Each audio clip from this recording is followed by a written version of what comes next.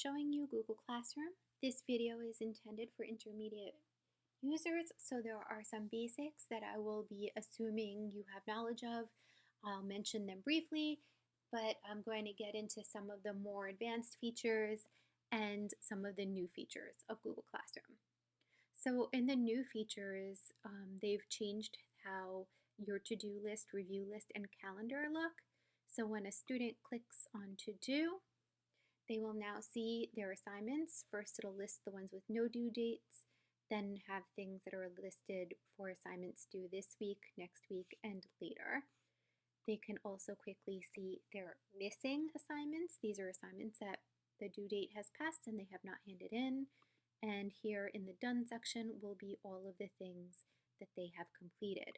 I recommend you teaching your students to look at those sections so that they can see their assignments and when they're due. For the teacher, there is this review section. This allows you to quickly see what assignments that you need to grade or look at. You can see all your classes at once. You can also change it to see one particular class at a time. And there you'll see how many have turned it in, how many were assigned, how many are graded. And here you can see everything that you've already looked at. When I go back to my classes, there is also a calendar provided by Google Classroom that shows on the calendar the assignments, what's due, when they're due. Okay, let's go back to classes. As you know, you click the plus and this is how you join or create a class. For this video, I created this class quickly. In the settings for this class, I put a class name. I always recommend putting somewhere, either in the class description or the section, the year, and then the subject. In general, I've usually used the invite codes. That's where I put up a code on the classroom board and the kids all type it in. A new feature they've added is now this invite link, so you can copy this invite link and send it out to your students either via email or Remind or however you communicate with students. So you can send them an invite link where all they have to do is click on it and accept it. When you're showing the class code for the whole class, this display one just shows it a little bit bigger for the students. And then after everyone has joined, I like to disable the code or reset the code so that they don't give it out to anyone else. For the stream, you can choose whether students post and comment, whether it's students can only comment, not make posts, and whether the teacher only can post and comment. For your stream, I have recently started to hide notifications of classwork on the stream. You could show the full attachment and details or just where it gives the quick summary that there is an assignment and you have to click on the assignment to see it. Showing deleted items is for the teacher only. Guardian summaries. This is if you put in the parent emails, it will send them a summary. The example here, it shows them the missing work, upcoming work, and class activity. So parents get a little summary of what's going on in Google Classroom. The new feature of Google Meet being added to Classroom has been added this past spring. You click to generate a link, and then if you make this visible to students, it is then shown on the Classroom homepage. So that would show up right here.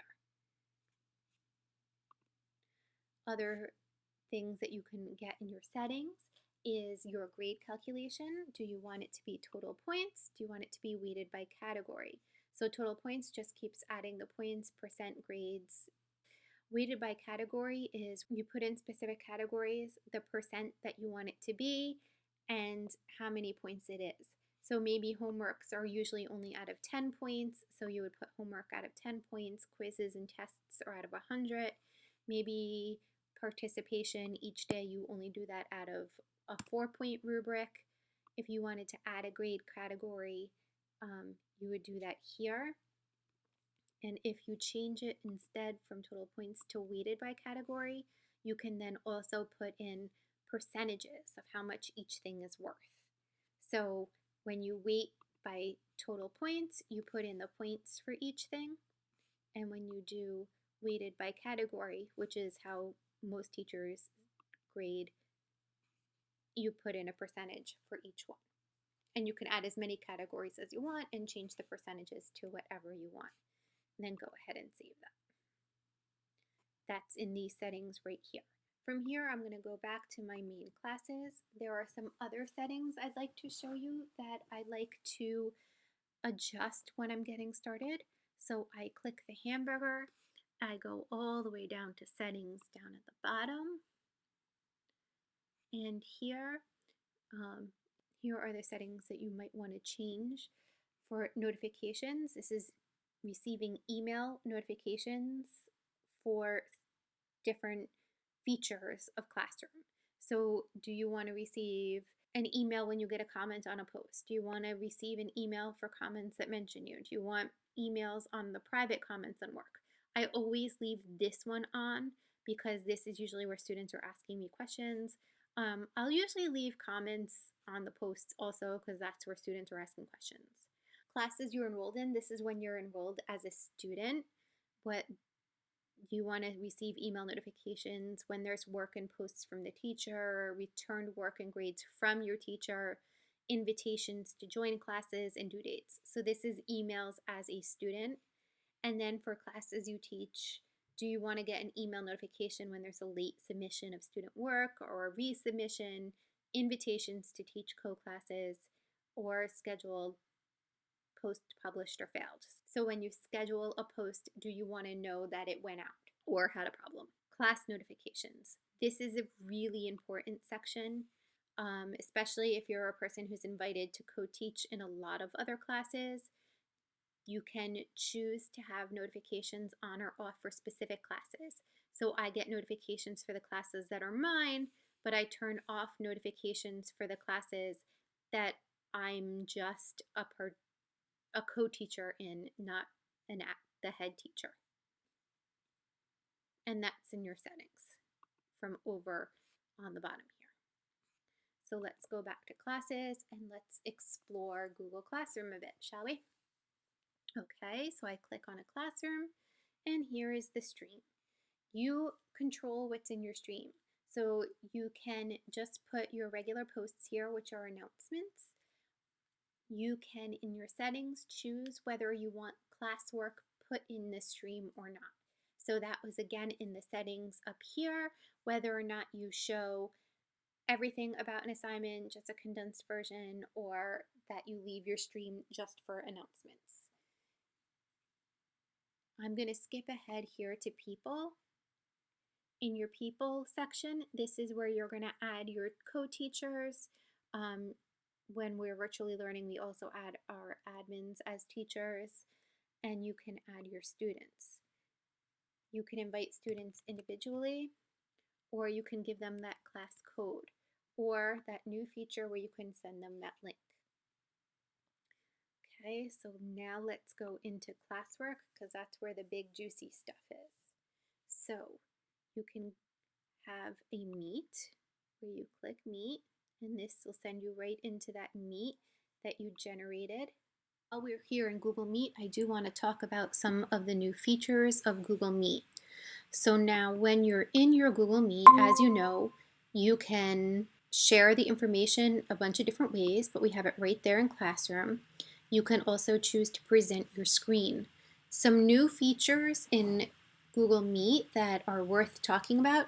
They have now added a setting that requires the moderator to join first, and then the moderators can bulk accept knocks. Knocks are when people are trying to get into your Google Meet. They also now block anonymous attendees from joining any education meetings.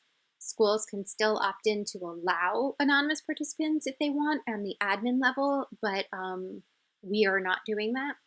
Moderators will be able to disable in-meeting chat for participants and can restrict who can present or talk. So now that teacher has those options. Moderators can also mute all participants at once, which is amazing because we all have so many students who we hear a dog barking or other noise in the background, so that allows you to mute everyone at once. Moderators can also end a meeting for all participants, making sure that no students linger after the teacher is gone. Because as you know, that if a student stays in, they can have other students come in after you've left. So it's really awesome that the moderator can now end the meeting for all participants, and then no one can rejoin that meet.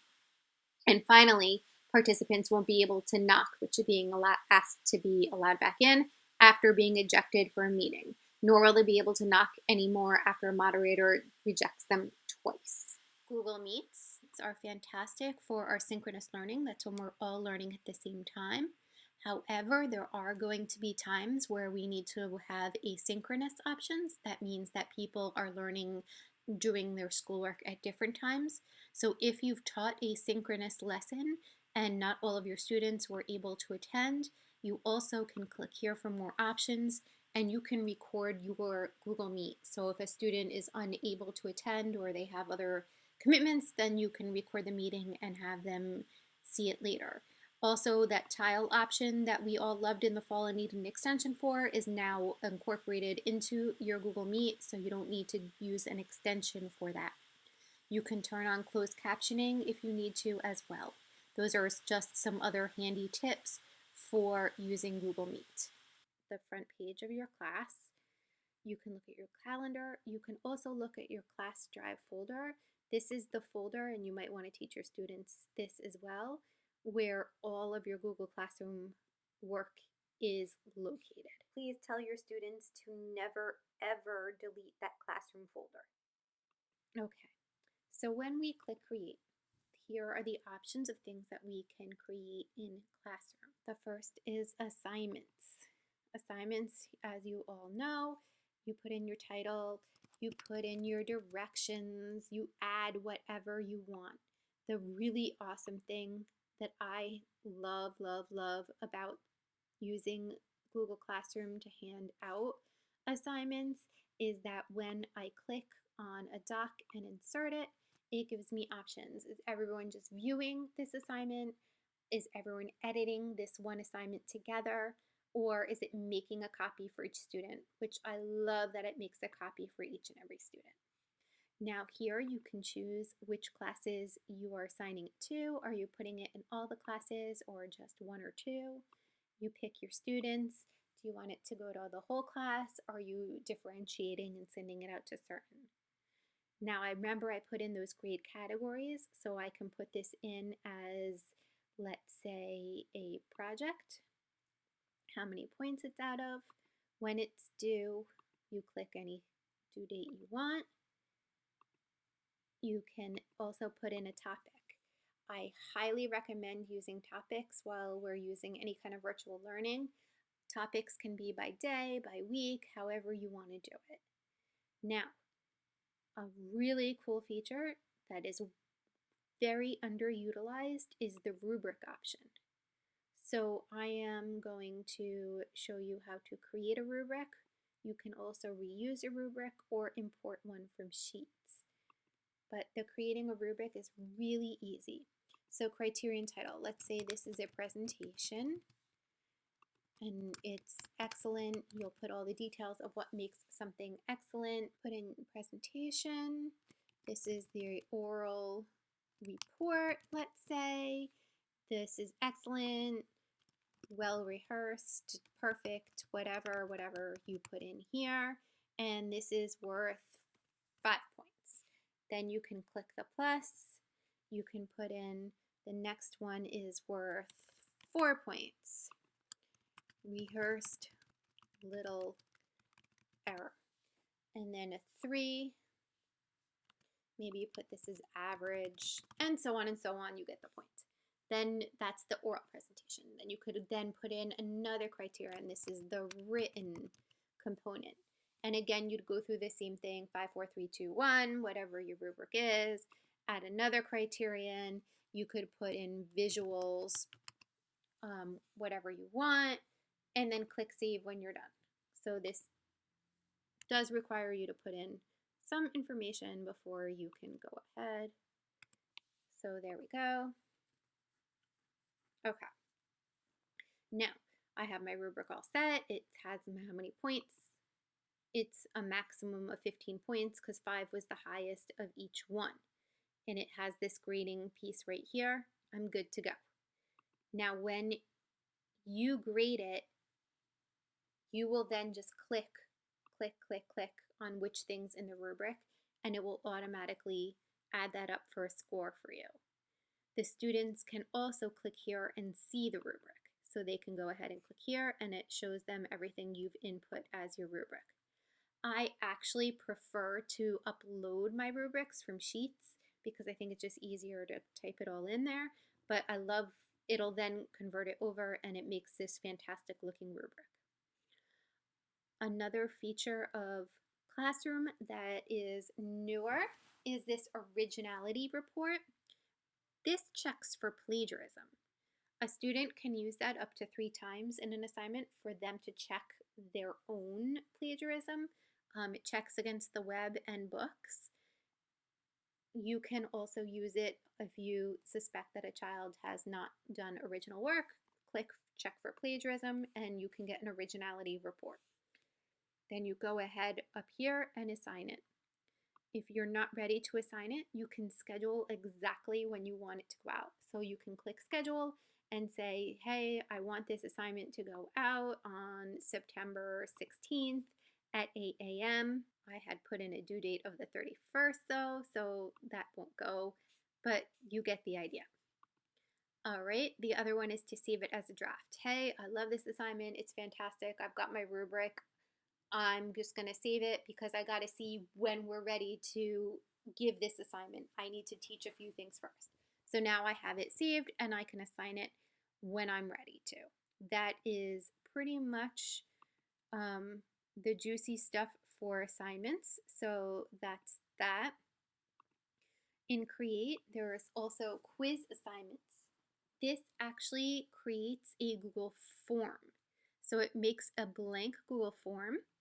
You put in your title, you put in instructions, you can still add files or YouTube videos, whatever you want to help your students. Now, a very cool feature of using quizzes in Google Classroom is that on a Chromebook, you can lock it. That means that the student can't open any other tabs or do anything else other than fill out the quiz once they open it. Now, let me just warn you that if a student is at home, that doesn't prevent them from using a cell phone or any other device to open things. So this is for Chromebooks only and is really great for in school. Classroom then you can set it to grade and put in the grade for you. So if it's multiple choice, you can have it go ahead and grade that quiz for you. As always, you can choose one class or many. You can choose one student, all students, however you want. You can put this in whatever grade category you want, however many points you want it out of. When it's due, put in your topic, and you're off to the races. So this is quizzes in Google Classroom, which is, again, just a regular old Google form that you would create as a quiz. So that is quizzes. Questions. I actually really like questions for the asking a quick question before you start a lesson to see what kids know, or for an exit ticket. It's really fantastic. So you would type in a question about what did you learn from today's lesson, and then students would answer it. You can choose it as a short answer where you would then have to read through, or you can even do a multiple choice. Looks kind of like a Google form, but it's only one question where you can put in whatever answers you want. It can be numbers, it can be text, whatever you want. So this is a great exit ticket strategy. You could put this in as maybe a participation for the exit ticket when it's due, and whether or not you want students to, after they put in, see what other kids put in. So like how many yeses, how many nos, whatever you have. And then you could ask it right now, or as other things, you can schedule it for later, save it as a draft for you to look at a later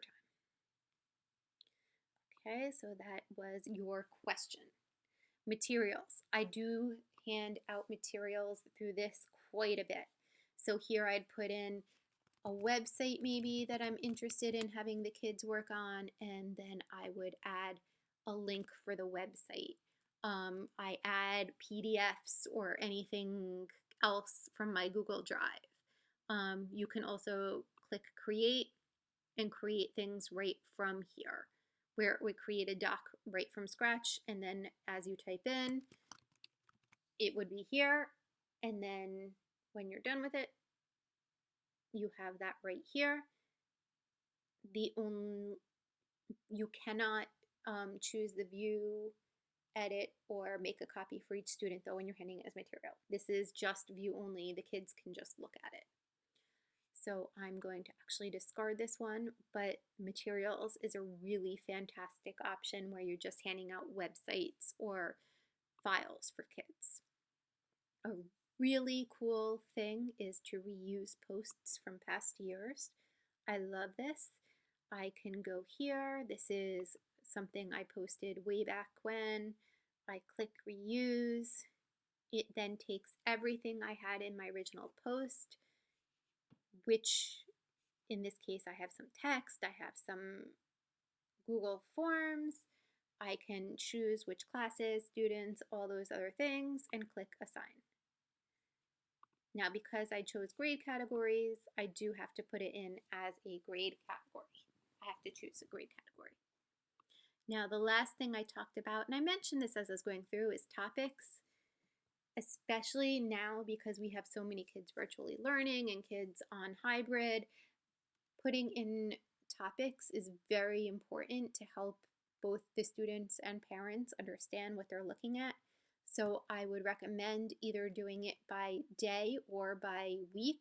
So you could put in the date that you are posting things on, and that could be a topic. Now you could do every single day be a new topic, or you can do every single week, whatever way is best for you. Okay, so we've talked about our stream. We've talked about classwork and what's in there. You've talked about people. The last section here is grades. Okay, now we're going to talk about grading. So I'm going to go into an old classroom and I'm going to click classwork and we're going to look at an assignment. So let's go ahead and look at build a snowman. I have 7 students who turned it in and 4 who did not.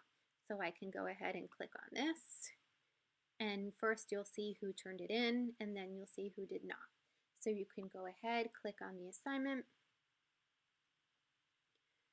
Okay, I can then go through the assignment. There's the directions I gave them. This was a template. They were supposed to write a story. Let's say I am not, according to the rubric I gave them, that story was not complete enough. I can then add comments, needs more detail. Now, a really cool feature of these comments is that you can actually create a comment bank. So you can put all the things that you say regularly here. If you want to add to the bank, you can. So you would just add a question or a comment here. And then when you want to use it, you would just click this little button here for copying, go back here, and paste it. Okay, so now I've given the score, I've given comments, I'm ready to post it. So now it's posted and I can return this. The student will be notified and check his grade. So I'm going ahead and returning it to the student. Now I'm ready to go to the next kid. Some people don't realize up here you can just scroll through student to student by clicking these arrows. And then again, go through grading, go through comments. You can add specific comments to the student here or use the comments from your comment bank. One important thing to know about the comment bank is that it is universal to all of your grading. So no matter what classroom you're in, you'll have that comment bank already saved. And then you can return it, or just go through a whole bunch and return multiple ones at a time. So this is how to grade assignments. Okay, so I'm going to leave this here and go back here.